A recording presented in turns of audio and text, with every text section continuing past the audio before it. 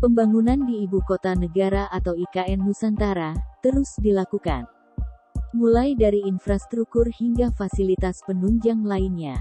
Hal itu menjadi kekhawatiran tersendiri bagi daerah sekitar, termasuk Kabupaten Penajam Pasir Utara (PPU), Provinsi Kalimantan Timur. Pembangunan yang terus menunjukkan progres signifikan di IKN Nusantara, dikhawatirkan tidak seimbang dengan pembangunan di Penajam Pasir Utara yang notabene merupakan daerah terdekat. Pelaksana tugas PLT Bupati Penajam Pasir Utara, Hamdam pun menyampaikan hal ini kepada Bappenas. Melalui audiensi bersama Deputi Bidang Sarana dan Prasarana Bappenas, Josapat Rizal Pramana di Jakarta beberapa waktu lalu. Hamdam meminta agar diberikan dukungan, terutama dalam hal pembangunan.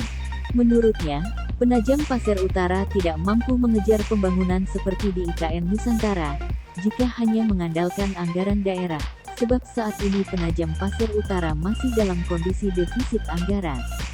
Pembangunan yang dimaksud terutama dalam hal pembangunan jalan, ketersediaan air bersih, penerangan jalan, hingga kualitas sumber daya manusia (SDM).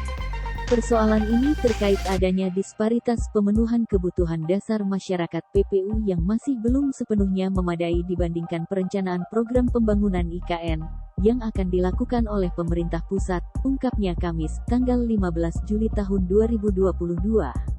Untuk persoalan air bersih di Penajam Pasir Utara saja, kata Hamdam, saat ini masih sekitar 30% masyarakat terlayani. Padahal, hal itu merupakan kebutuhan pokok masyarakat PPU yang masih terbilang jauh dari rata-rata nasional. Belum lagi, kapasitas SDM lokal yang harus segera disiapkan agar mampu bersaing dengan pendatang ke IKN Nusantara. Hamdam juga menekankan, persoalan yang dialami PPU mestinya tidak luput dari perhatian pemerintah pusat. Hal itu sebab, Sepaku yang saat ini menjadi IKN, sebelumnya merupakan wilayah Penajam Pasir Utara. Hadirnya IKN ini diharapkan dapat menghubungkan, menghidupkan dan membawa kemajuan di seluruh wilayah-wilayah yang ada di sekitarnya, sambungnya. Sementara itu, Deputi Bidang Sarana dan Prasarana Bappenas Josapat Rizal Pramana mengatakan, usulan Pemkab PPU akan menjadi catatan khusus untuk Bappenas, dan akan diakomodir. Hal itu juga akan dikoordinasikan dengan jajaran kementerian terkait, agar bisa ditindaklanjuti. Beberapa upaya yang akan dilakukan Bappenas, diungkapkan Rizal terutama dalam hal alokasi anggaran. Terkait usulan anggaran, bukan menjadi wewenang Bappenas sepenuhnya, tetapi kami bisa memberikan dana alokasi khusus DAK, yang saat ini sepenuhnya menjadi wewenang Bappenas, tegasnya.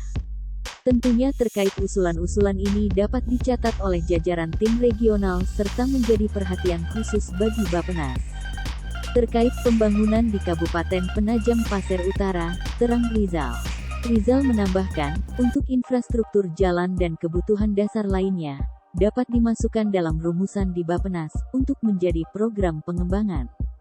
Bahkan, kata Rizal ketika program Bappenas dirumuskan, pihaknya akan mengundang pemerintah daerah secara langsung. Sehingga program pembangunan diharapkan dapat berjalan beriringan dengan program IKN.